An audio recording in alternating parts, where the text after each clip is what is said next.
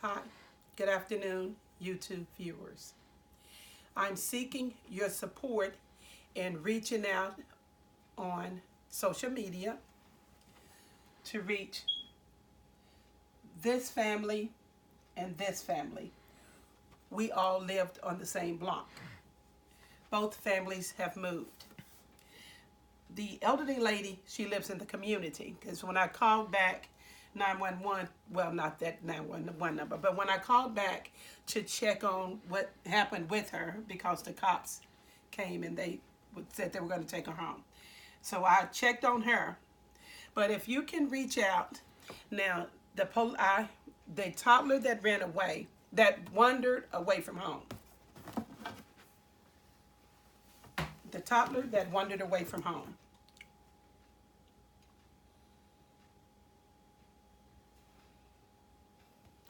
Okay, I handed the child to the mom.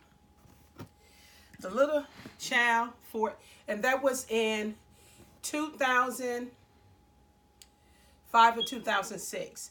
Now, I worked nights as a single mom and I was homeschooling during the daytime. I actually worked weekends so I can have 2 free weekdays without being up all night while I was homeschooling my son 5 days a week. So when I noticed the child outside, I didn't look at dates or times. I just ran out, picked up the child, ran out to the curb, screaming for help for my neighbors so we can find where the child belonged. And they said he's the cops' child down the street. Okay, so that was in 2005 or 2006. Now, the little runaway child, this was in 2011 or 2012. I have a reason for not remembering which exact date that was. This was around the time management was influencing my superiors to make my life a living hell. 10 years of threats, which are felonies, because I tampered with my car also when I was driving to work. So that's why I know that was in 2011 or 2012 when I saved the 4 or 5-year-old runaway. The elderly lady, which is here, I have the date and the time for her. And the reason I remember that date, because this is the date that I lost my memory. I had trauma with my job. We had just had a discussion, I believe, on the 23rd of December. I came home. My son said that Mother, Mother, you said you quit. This is later, he tells me this. I remember coming home that day. I remember getting up to go to work the next morning. But I did not remember the person in my house. It's like, oh, I'm not afraid of him, but I don't know him. Maybe if I go back to sleep and I come back and poop, I will remember who he is. It took days before I could remember. I cannot tell you the date that I remembered who he was. My memory was so bad, I forgot I had asthma. I had gotten so sick because I was using asthma that was 3 years old. I was forced to come home to work because of the threats through management to my superior supervisors and my superiors. So I had came home to work in 2013. I didn't go back to the office to work until 2016. So I was using old asthma medicine because my insurance was too high for me to afford my asthma medicine. And I had not been to the doctor or anything from 2013 to 2017 is when from 2013, the day I went to the doctor from 2017 was this date here. I had, like I said, I couldn't remember. I had a memory lapse. I still don't know. I couldn't tell you about my son. I know what I remember doing with him. It's just like I went back into time. We started doing school work. And my son doesn't question me because I was his teacher for 10 years. He just does because that's what he's used to doing. So we just started doing school work just like old times. But I just kept having asthma attacks. And then I realized I had a machine on the table, which was my asthma, those electric asthma machines. So I started using that. And my asthma had gotten so bad, I was using it every 2 hours. So from the 23rd to when I went to the doctor on the 27th, I was afraid for my life, because when I got to using my medicine I didn't know that I needed to sit down and not do as much, because that's how my life was from 2013 to 2000 till I went to the doctor, because the medicine was expired. So I was going through life real slow, walking like I'm 90 years old. But I'd gotten used to that. When I go to the grocery store, I would take my inhaler, because I was using that liquid medicine that you put in there. I would take my asthma machine, put it in my van, and plug it in when I finished doing the groceries, because I didn't have the strength to drive. I would use my machine, and then I would open up my lungs, and then I would proceed to do whatever I need to do. My time was short and slow, because my medicine had expired. So that was my first time going back to the doctor, was on this date. From 2013 of October, my first time seeing my doctor was that date. So I had a memory lapse.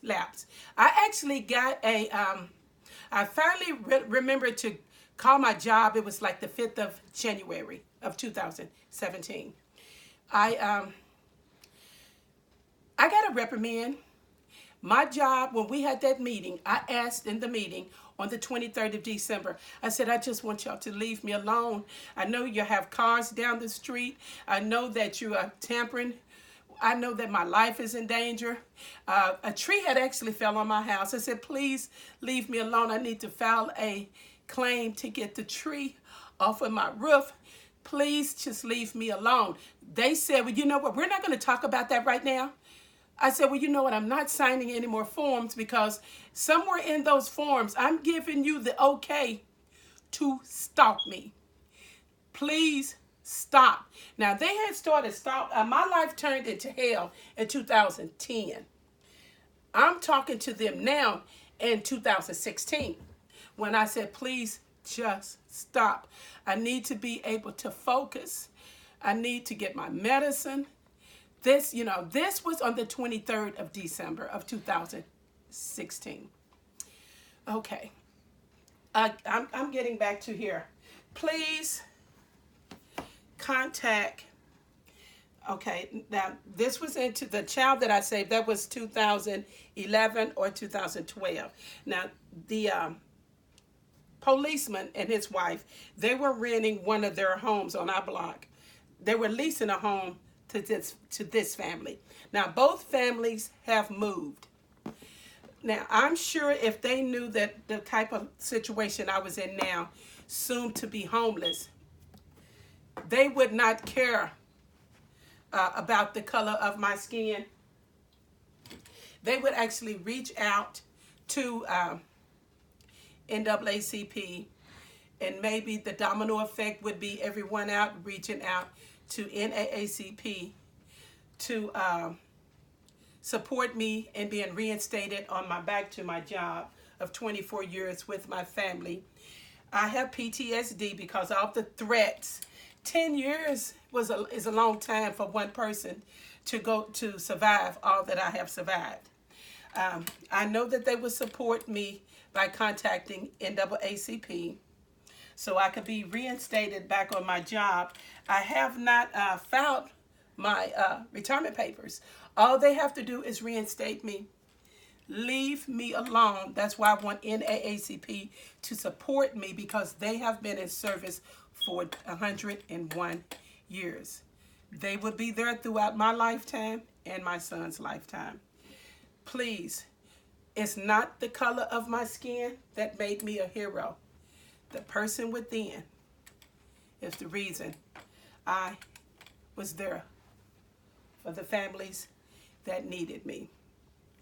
Please support me by reaching out to social media. I couldn't name the police, but by social media, they would know who I am. The grandmother is the one that ran to save her grandson. Because of my asthma, I can only run to their house, which is 2 houses down. And then when we got out to the curve, I'm already having problems breathing because I didn't use my inhaler. I just took out to try to stop the child from crossing the two-way stop sign, and he crossed and went on down the block. And I kept hollering at him, and I noticed he was started running when I was trying to get him to stop. That's when I ran to the grandparents' home, because if I would have reached him, I would have had an asthma attack and scared him to death, because I only went 2 houses down and I had an asthma attack. I could not breathe. I barely made it home to get my inhaler. When I used my medicine, I went to the door and they were standing there, and she said, "I got him. Thank you." Please, I know that they care. Please reach out to social media so I do not become homeless, being a victim of being in the streets with nowhere to lay my head, nowhere to rest. Please don't let me be a victim of the streets. Please reach out to social media. They would start the domino effect. These families would start the domino effect with NAACP. I'm sure that once the policeman reaches out, and then, everything would be okay. Please do not let me become homeless. I'm Gwen.